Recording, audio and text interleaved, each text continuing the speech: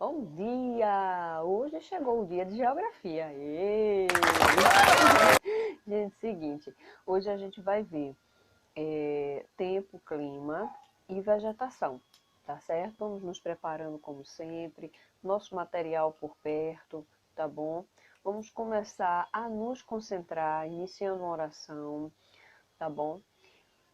Depois dessa organização, vamos dar início realmente à nossa aula, tá bom? Vamos lá? Então, né, a gente vai ver a diferença entre tempo e clima, tá bom? Tempo, geralmente, é a situação que está fazendo num pequeno período de tempo, num dia. Se o dia está fazendo muito calor, ou chovendo, ou se ele está nublado, aquilo ali é o tempo que faz naquele dia. O clima é uma coisa num período de tempo maior. Então, o que é que acontece? O clima é permanente, certo? O clima do Nordeste, ele é tropical e semiárido, e isso não muda. Na área que é semiárida, às vezes chove, isso é o tempo que muda de vez em quando, mas o clima permanece semiárido, entendeu? A diferença entre tempo e clima, tá bom? A gente vai ver aqui um mapa do Brasil, ele é um mapa de clima, tá certo? Vocês podem observar que essas cores que estão em Pernambuco, elas são do clima tropical, que fica pelo litoral, mas o mais vermelhinho é o semiárido, e o semiárido está mais para o interior de Pernambuco, tá ok? Então, cada cozinha dessa indica um tipo de clima, e o nosso Brasil, ele tem vários tipos de clima.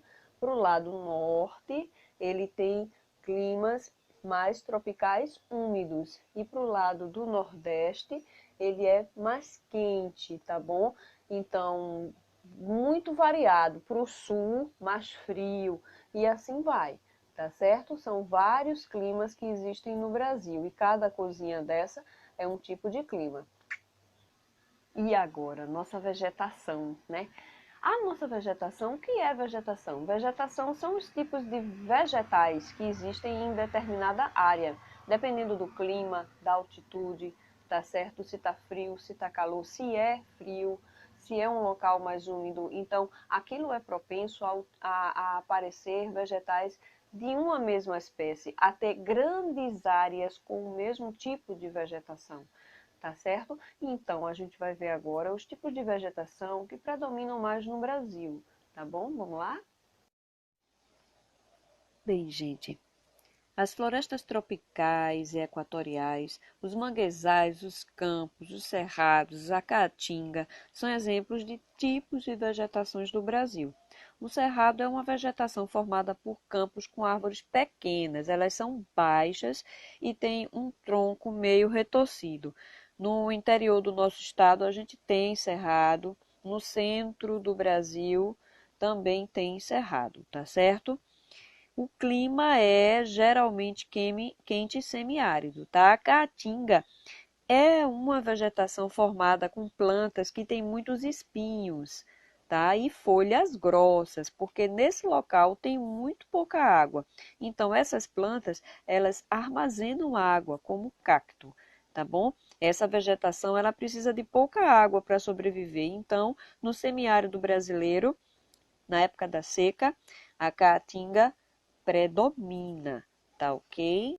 As florestas são vegetações formadas por árvores altas que crescem muito perto umas das outras e algumas formam-se em locais de clima quente, tá bom? As florestas equatoriais, elas têm árvores de até 30 metros de altura. E há também as que se formam em climas frios. A mata das araucárias é no sul do Brasil, é em clima frio, tá bom? É da araucária que a gente colhe a castanha do Pará, tá bom? Elas são árvores muito grandes e chegam a ter 50 metros de altura. Têm folhas estreitas e crescem em galhos bem altos. As suas sementes é o pinhão. O manguezal forma-se nas regiões do litoral e em lugares que alagam. Então, no manguezal é muito comum se encontrar lama e as raízes à mostra, porque aquela área ela sobe e desce as marés. Então as raízes das árvores sempre estão à mostra, tá ok? E os campos são formados por plantas baixas, né? Já estou falando, campo.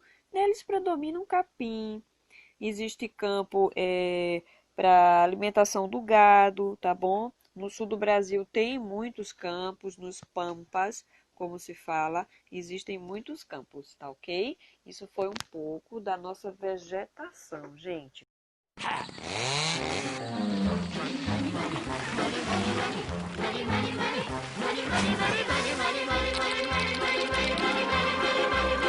If you're having any coal in the stove and you freeze in the winter and you curse to the wind at your face when you haven't any shoes on your feet and your clothes in the sweater and you look 30 pounds underweight and you go to get a word of advice from the fat little pastor, he will tell you to love evermore, but your hand against your back, rat-a-tat, at the window.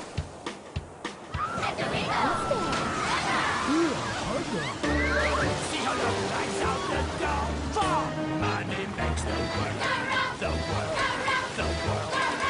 Money makes the clinking, clanking sound of money, money, money, money, money, money, money, money. Get a little, money, money, money, money. Get together, work about it, makes the world go round.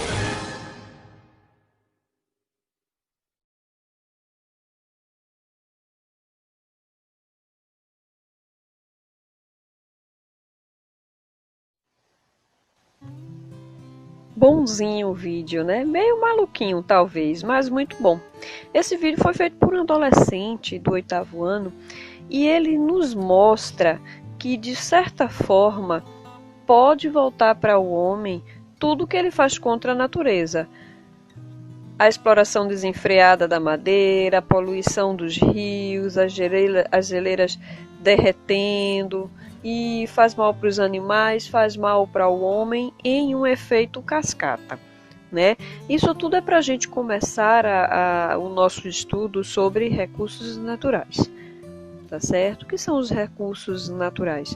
São todos os elementos da natureza que podem ser utilizados pelo ser humano.